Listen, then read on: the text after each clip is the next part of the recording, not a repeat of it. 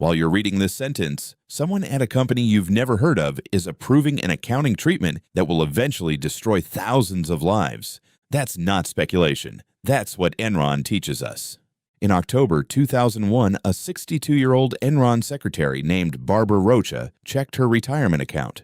She had worked at the company for 22 years. She had done everything right. She had contributed faithfully to a retirement fund that, unknown to her, had been quietly converted into Enron stock. Company policy had locked her out of selling during a critical window. When the lock expired, Enron shares had fallen from $90 to 26 cents. Meanwhile, an Enron executive named Paula Rieker had sold $1 million of her own shares 3 months earlier, before the collapse, before the public knew anything was wrong. She knew. Barbara didn't. That gap between what the people inside knew and what everyone outside believed is the entire Enron story, and it didn't happen by accident. Jeff Skilling didn't look like a villain. He looked like the future. Harvard MBA McKinsey consultant, the sharpest mind in any room he entered. When he arrived at Enron in 1990, the company was a boring natural gas pipeline business in Houston, Texas. When he was done with it, it was the 7th largest company in America. His idea was seductive in its simplicity. Natural gas didn't have to be a pipeline business. It could be a trading business, buying and selling energy like stocks, profiting on the spread, creating markets where none existed. He pitched it to Enron chairman Ken Lay, charming, politically connected, a man who had the ear of 2 presidents. Lay didn't just buy the idea, he handed Skilling the company. And here is where the story turns. Because trading businesses have a problem. You sign a contract today worth $100 million over 10 years, but the cash arrives slowly over a decade. How do you book it today? Skilling's answer, you book all of it on day 1, immediately.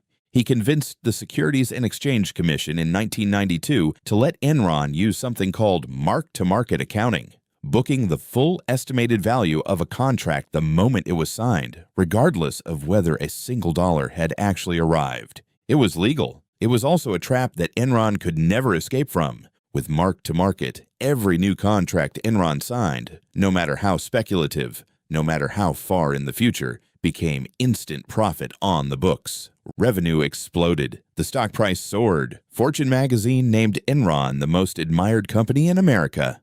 6 years in a row. Wall Street analysts competed to recommend it. The CEO of Goldman Sachs called it a model for the new economy.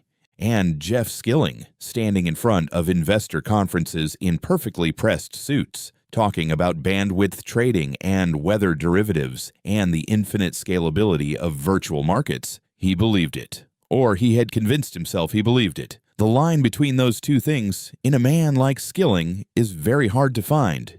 Here is what was actually happening. The profits were real on paper. The cash was not. Enron was burning through actual money to build all these new businesses, broadband networks, power plants in India, water utilities in South America, none of which were generating meaningful returns. And the debt was piling up, billions of it. If the debt became public, the stock would collapse. And if the stock collapsed, the entire mark-to-market machine stopped working, because the machine only worked if investors kept believing. So Enron hired Andrew Fastow to make the debt disappear. Fastow was Enron's chief financial officer, 36 years old, brilliant, completely without scruple. He created a series of shell companies. They had names like LJM, Cayman, and Raptor that existed for one purpose: to absorb Enron's failing assets and its mounting debt, and keep them off Enron's official balance sheet. These weren't real companies. They were empty boxes with borrowed money and Enron's own stock as collateral.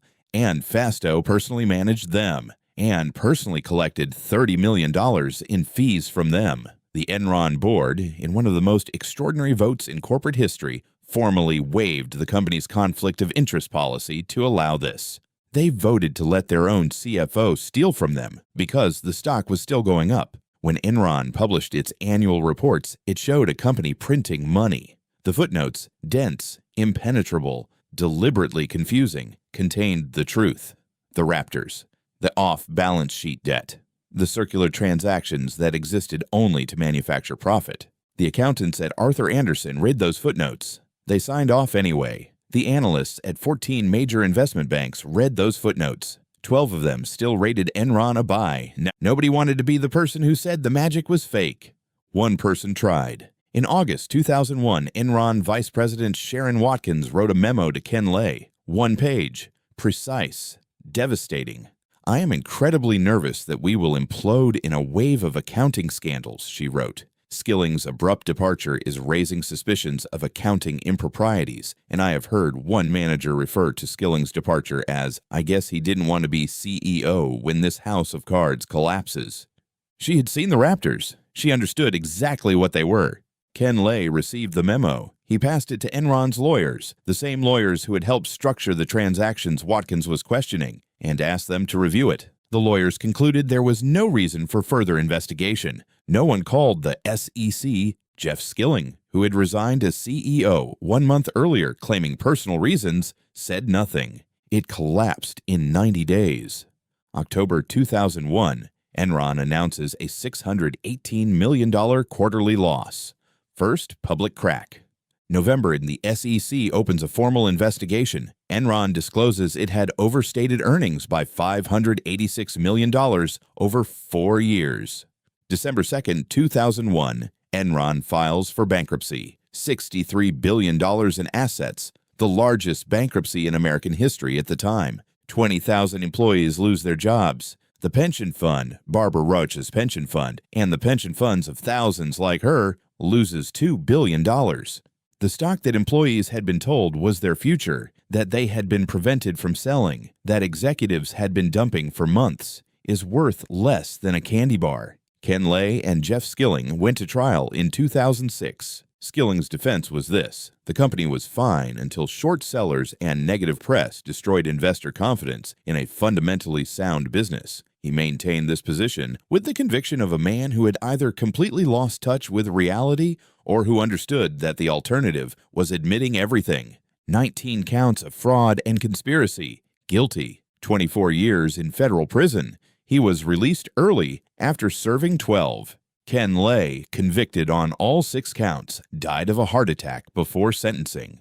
Andrew Fastow, the architect of the shell companies, the man who made the debt invisible, pleaded guilty, cooperated with prosecutors, and served 6 years. Sharon Watkins, who tried to stop it, was named one of Time magazine's Persons of the Year. She never recovered the retirement savings the company had promised her. Here is what Enron actually teaches us. And it isn't what most people think. Enron didn't hide its fraud in an offshore account or encrypt it in a foreign language. It was right there, in the annual reports, in the SEC filings, in the footnotes that every analyst, every accountant, every board member, every regulator had access to. Arthur Andersen signed off on it. J.P. Morgan helped structure the deals. Citigroup provided the financing. The board voted to approve the conflicts. The analysts recommended the stock. Not one person in that chain said, "This is wrong, stop," because the stock was going up. And when the stock is going up, no one asks hard questions. No one reads the footnotes. No one wants to be the person who ends the party.